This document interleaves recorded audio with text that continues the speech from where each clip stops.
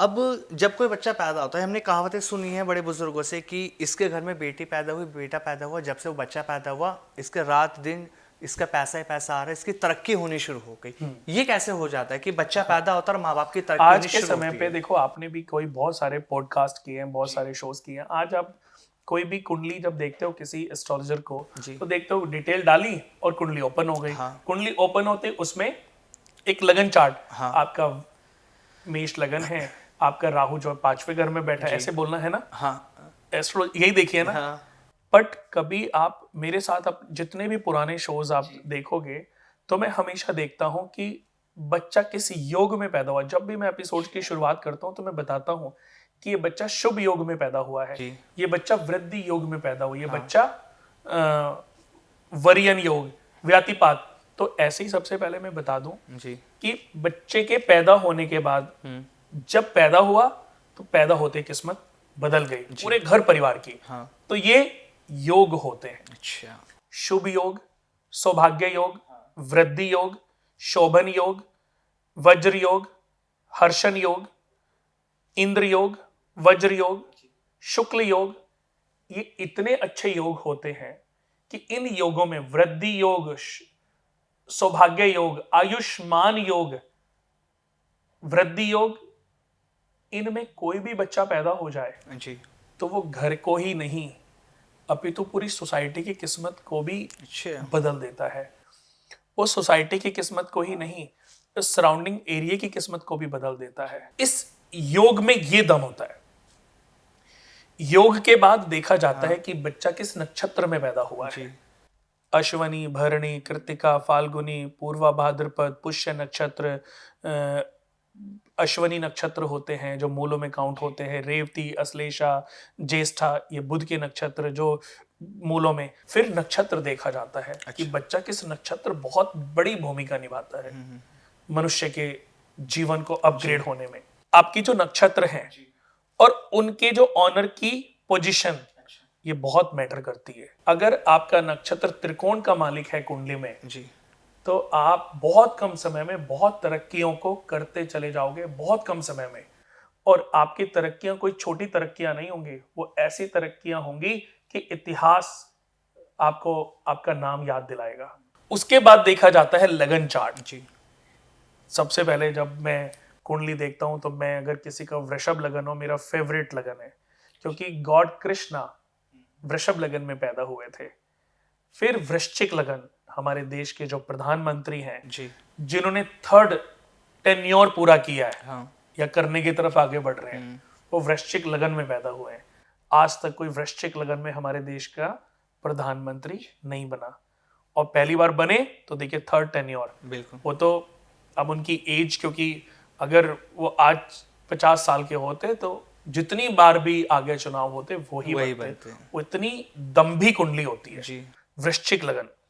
उसके बाद कुंभ लगन। जितने भी बड़े बड़े इंडस्ट्रियलिस्ट हैं, सलमान खान, अमिताभ बच्चन जी, ये कुंभ लगन में पैदा, मायावती जी का भी कुंभ लगन। ऐसे लोग अगर सही ट्रैक पकड़ लें, सही बिजनेस चूज कर लें, तो ये भी पीछे मुड़ के नहीं देखते। अच्छा। बिल्कुल जीरो से बिल्कुल हीरो तक पहुंच जाते हैं। अमिताभ बच्चन जी इलाहाबाद में पैदा हुए, उन्होंने सही डिसीजन लिया, एक्टिंग लाइन चुनी, भले ही 10-17 फिल्में फ्लॉप हुई, लेकिन जब हिट मूवी दी तो उसके बाद सितारे बुलंदियों पर सितारे उनकी फिर कभी कोई फ्लॉप फिल्म बिल्कुल वो याद भी नहीं होगी लोगों। उनकी फ्लॉप फिल्म को भी लोगों ने इतना बार देखा होगा, वो हिट हो गई होगी। उसके बाद आता है सिंह लगन। हाँ। सिंह लगन में जितने भी आप देखोगे IAS, IPS, IRS, IFS, ये सब सिंह लगन के लोग हैं जी। सिंह लगन में आधिकारिक गुण ज्यादा होते हैं, कमांड करने वाले गुण ज्यादा होते हैं। ये लोग अच्छे सांसद भी बन जाते हैं, अच्छे विधायक भी बन जाते हैं, अच्छे UPSC करके अच्छा IAS, IPS ऑफिसर बन जाते हैं, या अच्छे मैनेजमेंट, किसी बड़ी कंपनियों में जो CEO हैं, जो CFO हैं, ये बन जाते हैं। मैनेजमेंट इनके अंदर बहुत अच्छा होता है। ये 5 लगन जो हैं, ये 4 लगन जो हैं, ये सबसे स्थिर लगन काउंट होते हैं। अगर कोई भी एस्ट्रोलॉजर बात करता है तो स्थिर लगन को वैल्यू दी जाती है। ठीक है। बट सबसे टॉप लगन की मैंने जो जीवन में देखा है वो वृषभ लगन वालों को, कम समय में राजा, क्योंकि इस कुंडली में एक राजयोग बनता आता है, उसको बोलते हैं अखंड साम्राज्य। इससे बड़ा कोई राजयोग नहीं होता। अखंड साम्राज्य योग का मतलब है अधिपति राज। आप किसी स्टेट पे राज करो, या आप देश पे राज करो, या आप इस पृथ्वी पे राज करो, अधिपति योग, अखंड साम्राज्य योग होगा, तभी आप कर पाओगे। यानी कि पहले तो एलिजिबल तो होना जरूरी है ना, कहते ना पास होने के लिए, क्लास में जाने के लिए पहले तो 33% तो पास होने के लिए चाहिए। उसके बाद 100 लोगों ने पास हो गए, बिल्कुल। फिर उसमें परसेंटेज काउंट होती है। हाँ। यानी कि ये 99.9% है, हाँ। एक 96 है। अब 4 बच्चों को यूपीएससी में आईएएस मिलेगा, तो वो उनको ही मिलेगा जो जो टॉप कैटेगरी पे होंगे। एलिजिबल तो हो गए, हाँ। 100 लोग हो गए, लेकिन उस कैटेगरी में जाने के लिए जी। सिर्फ 4, उसके भी जो टॉपर है। तो ऐसे ही अखंड साम्राज्य योग की अपनी विशेषता तो होती है, लेकिन इसमें भी अगर व्यक्ति के कर्माज अच्छे हों तो ऐसा व्यक्ति राजा जरूर बनता, उसको राजा बनने से कोई रोक ही नहीं सकता। जिस तरह से कार्यक्रम में हम बात कर रहे हैं ज्योतिष को लेकर, उपायों को लेकर और हमारे कर्मास को लेकर, अभी उपायों को लेकर मैं 2-3 चीज़ें और आपसे जानना चाहता हूँ। आज की डेट में ना एक बहुत ज़्यादा ट्रेंड चल गया है जो ज्योतिषियों की तरफ से ही लोगों को बताया जा रहा है कि अगर लाइफ में आपको मनी फ्लो बढ़ाना है, शादी नहीं हो रही है, घर की कोई प्रॉब्लम है, तो स्विच वर्ड बताए जा रहे हैं मार्केट के अंदर कि हाथ पे 22 लिख लो, 11 लिख लो, या रेड पेन से या ग्रीन पेन से आप सर्कल बना लो, आपके जो प्रॉब्लम है वो दूर हो जाएंगी। कि जैसे आपकी हथेली पे रेड पेन से 22 लिख दिया, जो भी आपकी प्रॉब्लम है आपने उसके अकॉर्डिंग 22 लिख दिया, या 44, 11, जो ज्योतिष बता रहे हैं ये सच में काम करते हैं स्विच वर्ड। और एक बहुत फेमस हो रहा था स्विच वर्ड कॉन्फ्लैक्सा करके। सर इस टाइम जितने मैं पॉडकास्ट कर रहा हूँ और ट्रेंड कर रहे हैं जो मार्केट में इस टाइम आप देख रहे होंगे, सबसे ज्यादा यही बताया जा रहा है। 2 चीजें हो गई कि एक चीज तो ट्रेंड कर रही है और एक चीज काम कर रही है। कैसे पता लगे? जो ट्रेंड कर रही है जरूरी थोड़ा ना वो बेनिफिट दे रही हो। वही चीज सर, क्योंकि देखिए एक ज्योतिष समझता है क्या सही है क्या गलत है ना। देखो क्या है कि लोग कॉमेडी को भी बहुत मजे से देखते हैं और वीकनेस को भी बहुत मजे से देखते हैं। बिल्कुल। इंस्टाग्राम पे या फेसबुक पे, इंस्टाग्राम पे ज्यादा जी। कि बहुत सारी चीजें ट्रेंडिंग क्या कर रही हैं। बहुत सारी ऐसी रील्स आप देखते हो कि लड़कियां 2 पीस कपड़े में डांस कर रही हैं जी, या बहुत शॉर्ट कपड़े में, वो बहुत उनके व्यूज आते हैं। बहुत लोग, इंडिया क्या पूरा पृथ्वी के लोग हैं, वो कहाँ कहाँ कौन किसकी अपनी सोच पे डिपेंड करता है ना कि कोई इंस्टाग्राम पे या किसी चीज पे भी क्या देख रहा है। जी। जैसे कि आप जो चीज देखोगे, जैसे मेरे को शौक है महाभारत रामायण के पार्ट्स देखने का, वो कोई आता है तो मुझे बड़ी खुशी मिलती है क्योंकि मुझे स्पिरिचुअल मैथोलॉजी का बड़ा शौक है। तो अब वो इंस्टाग्राम या फेसबुक मुझे वही चीजें ज्यादा से ज्यादा भेजता रहता है। अब जिन लोगों को जिस तरह की चीजों का शौक होता है वो चीजें ज्यादा से ज्यादा उनके फोन पे आने लग जाती है। किसी के कैरेक्टर को समझना हो, उसका फोन लेके थोड़ी देर के लिए बस आप स्क्रॉल करो, आपको समझ जाएगा कि इसका नेचर, इसके शौक कैसे है। जी जी। लेकिन फिर मैं कि अभी आपने मुझे बताया तो मैंने आपसे ये सवाल किया कि आपने कहाँ देखा इंस्टाग्राम पे, मैंने आपने भी पॉडकास्ट, आपने क्यों नहीं लिखा कभी? कि मुझे खुद यकीन नहीं हो रहा। फिर से मेरा एक कि अभी आप 10-15 लाख रुपए पर मंथ सैलरी है आपकी? नहीं, मंथली तो नहीं है, साल की है जी। मंथली मैंने पूछी नहीं। क्या जब 10-15 अभी लाख रुपए आप नहीं कमाते मंथली, क्या ऐसा करने से आप सोचने लग जाओ तो 10-15 करोड़ सैलरी हो जाएगी? नहीं, सैलरी तो काम के अनुसार ही होएगी, बिल्कुल ट्रू, मेहनत के अनुसार ही होएगी। जैसा काम करोगे वैसे ही बढ़ती जाएगी। आज दुनिया के सारे लोग, फिर से मैं बताता हूँ कि दुनिया के सारे लोग वो 66, 342, 567 लिख लें तो क्या सब राजा बन जाएंगे? फिर घर में काम कौन करेगा, ड्राइवर कौन होगा, फिर आपके पीछे टीम कौन होगी? किसी भी जगह पर, चाहे वो फैक्ट्री है, चाहे वो कोई भी इंडस्ट्री हो, चाहे कोई ऑफिस क्यों ना हो, आज हमारा ऑफिस भी ले लेते हैं या यही ऑफिस ले लेते हैं। एक सीनियर लेवल एक कंपनी का सीईओ है जी, एक कंपनी का मैनेजर है जी, एक कंपनी में अकाउंटेंट है, एक स्वीपर भी है जो सफाई करता है। सब लिख लें, क्या सब हजारों करोड़ के आदमी बन जाएंगे? पॉसिबल नहीं है।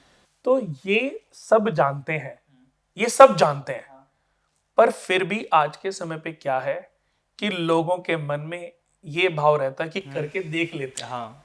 करके देख लेते हैं लोग। कई बार मैंने देखा है कि किसी की वीडियो किसी ने शेयर की तो मैंने पूछा कि ये तुमने क्या शेयर किया, क्या भेजा मुझे? अरे कुणाल जी देखो तो मजा आएगा। हाँ मैंने क्या मजा आएगा, अरे देखो तो। जी, तो उसने उस चीज को शेयर क्यों किया, वो तो मजाक उस पे के लिए। हंस रहा है हाँ, मजाक में हाँ कि देखो कैसे पागल बनाया जी जा रहा जी है। जी तो ट्रेंडिंग का मतलब राइट वे भी नहीं है। ट्रेंडिंग ट्रेंडिंग का मतलब कभी कभी उसका उपहास भी है। हाँ लेकिन सामने वाला बनाने वाला ये सोचता है कि उसके 3 मिलियन व्यूवर हो गए, जी उसके 6 मिलियन व्यूवर्स हो गए। बहुत लोग देखो, अब ये बिजनेस भी है कि आज किसी ने धीरे धीरे कुछ अच्छी, ऐसे भी आप देखोगे यूट्यूब चैनल हैं जो बहुत ही उल जुलूल है, बिल्कुल ना सर है ना पैर है।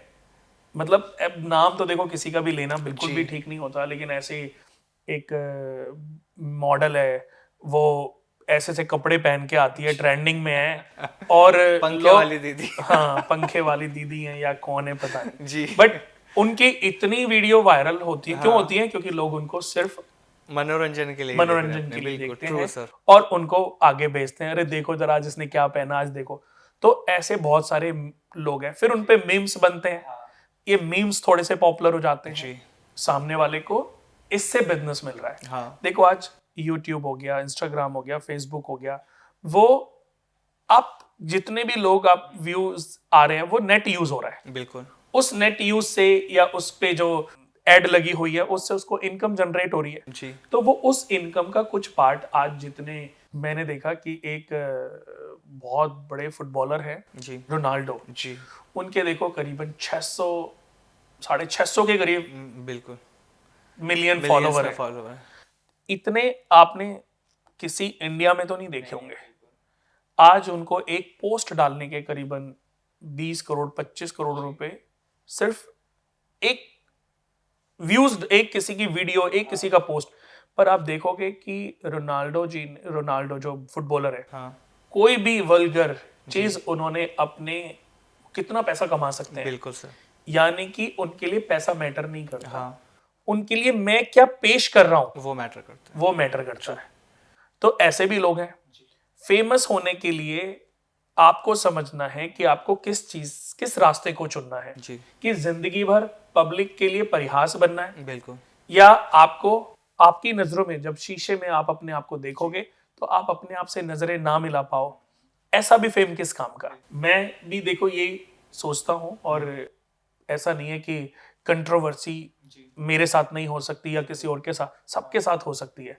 हमारे भी क्लाइंट्स हैं जो बहुत, इनको सक्सेस नहीं मिली होगी, या जिन्होंने पैसे खर्च किए होंगे या कोई स्टोन पहना होगा और रिजल्ट नहीं आया होगा। बट मैं ये कहता हूं कि किस्मत को बदलने की शुरुआत आपने की, हाँ मैंने भी कोशिश की, जी लेकिन अगर सफल नहीं हुए तो इसका मतलब ये नहीं है कि, कई बार ये भी होता है कि अभी समय ना आया हो।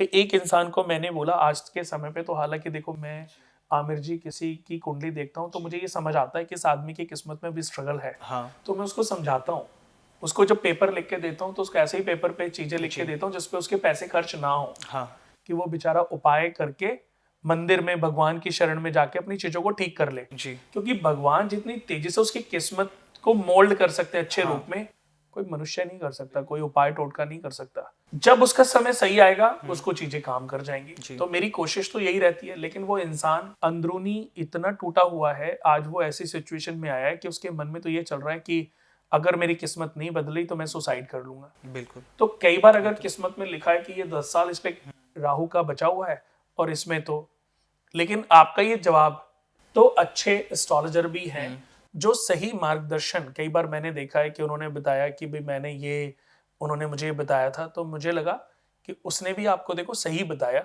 अभी क्योंकि समय है ही नहीं ना आपका ठीक, आप पैसे खर्च करोगे तब भी आपका स्ट्रगल तो खत्म होने वाला नहीं है। हाँ तो दशाएं तो एक बार को भोगनी ही पड़ती है। जब आपका जन्म होता है ना, तो कई बार आपके जन्म में भोग काल दशा लिखी होती है कि राहु का जो भोग काल है वो है 8 वर्ष 3 महीने 7 दिन, इतने घंटे, इतने मिनट, इतने सेकंड। अच्छा यानी कि इतनी बैलेंस दशा, यानी कि आपका जन्म हुआ आद्रा नक्षत्र के तीसरे चरण में। ठीक है। अब तीसरा चरण, 4 चरण होते हैं, 18 चरण को आप 4 चरण में काउंट करोगे तो सब में बराबर डिवाइड करना पड़ेगा। यानी कि अगर दूसरे चरण के बाद जन्म हुआ है तो 9 साल की दशा तो आपके जन्म से पहले ही निकल गई। ठीक है। अब तीसरे चरण में भी कितनी दशा शेष थी, तो उससे पता चलता है कि अभी आपके ऊपर जो है 8 वर्ष, यानी कि जब जन्म हुआ जी। तो जन्म के साथ ये पता चलता है कि 8 वर्ष 6 महीने 7 घंटे 10 मिनट जी 12 सेकंड बैलेंस है ठीक है। अभी राहु की दशा।